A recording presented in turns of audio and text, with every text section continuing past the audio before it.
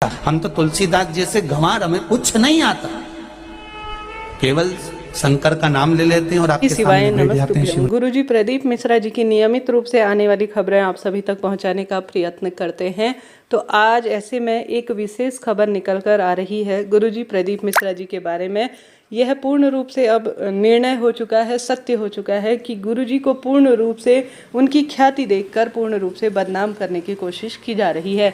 गुरुजी की एक छोटी सी क्लिप निकल कर आ रही है, सिर्फ 7-8 सेकंड की यह क्लिप है, आगे पीछे का कोई हिस्सा नहीं है और न ही इसमें कोई विशेष कोई ऐसी बात कही गई है। परंतु आज न्यूज़ चैनल में पूर्ण रूप से हर जगह यह डिबेट कराया जा रहा है कि गुरुजी प्रदीप मिश्रा जी इस तरह से कैसे बोल सकते हैं। सिर्फ गुरुजी ने इतना ही कहा है कि हम तो कुछ भी नहीं जानते हैं, हम तो सिर्फ तुलसीदास जी जैसे गवार हैं और शिव जी का नाम मंत्र जानते हैं और उनका स्मरण करते हुए इस गद्दी पर, व्यासपीठ पर बैठते हैं और आप सभी को सरलतम भाषा में यह कथा सुनाते हैं। ऐसे में प्रत्येक न्यूज़ चैनल सभी जो सनातन धर्म के बड़े बड़े मानने जानने वाले व्यक्ति हैं, उन सभी ने यह काट छांट कर यहाँ पर पूर्ण रूप से यह स्पष्ट हो गया है कि सनातन धर्म अपने आप में ही बट चुका है। किसी की प्रसिद्धि को लेकर, किसी के फॉलोअर को लेकर या चाहने वालों को लेकर कहीं ना कहीं जिस पर ज़्यादा व्यूज़ आते हैं, कह लीजिए, या ज़्यादा फुटेज मिलती है,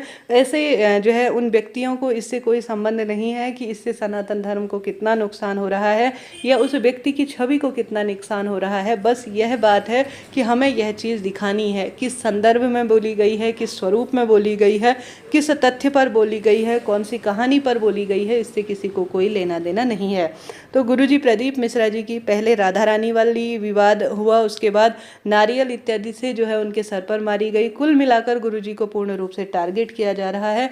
गुरुजी कभी भी किसी भी स्वरूप में गलत एकदम से नहीं बोल सकते, यही कहा जा सकता है उस समय क्या परिस्थिति रही थी, किस स्वरूप में यह संदर्भ सुनाया जा रहा था, किस तरह से यह बताया जा रहा था, यह आगे पीछे का कोई भी हिस्सा नहीं है। बस इतना सा 5-6 मिनट का 5-6 सेकंड का कह लीजिए क्लिप दिखाया जा रहा है और उसी के आधार पर बहस की जाती है।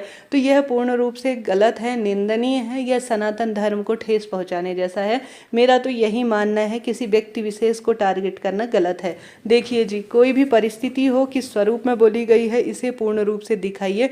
छोटी सी क्लिप लेकर आप पूरे व्यक्ति को गलत ठहराना सही नहीं है। गलत कमेंट्स भी उसमें आ रहे हैं, एक दूसरे की निंदा भी कर रहे हैं, जो कि गलत है। आज गुरुजी ने हम सभी को शिव भक्ति के मार्ग पर जोड़ा है और बच्चे बच्चे को शिव भक्ति सिखाई है और कई लोगों को उनके उपाय, उनकी पूजा पाठ, उनके नियम और सरलतम तरीके से वह कथा सुनाते हैं, उनका लाभ हुआ है।